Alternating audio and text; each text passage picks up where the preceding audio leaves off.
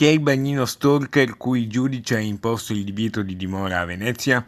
Ieri mattina in spiaggia al Lido quasi non si parlava d'altro e il tam-tam prima della notizia e poi della conseguente domanda sulla sua identità si rimpallava veloce tra le capanne di bocca in bocca ai bagnanti fino in riva al mare. Un dubbio agostano che ha tenuto banco a lungo.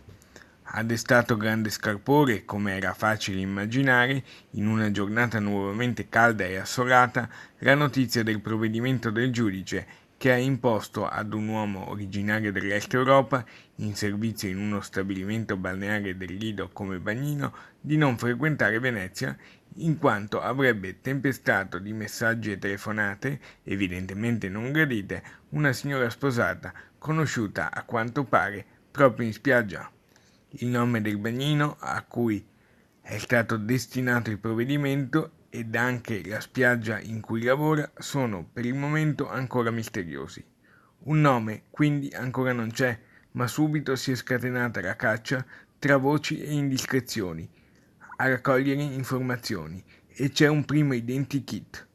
Il legale che assiste il bagnino ha subito chiesto formalmente alla procura che nei confronti del suo cliente venga presa una decisione meno pesante in modo da consentirgli almeno di continuare a lavorare.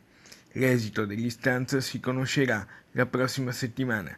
Intanto le indiscrezioni, più o meno accreditate, continuano a susseguirsi in riva al mare.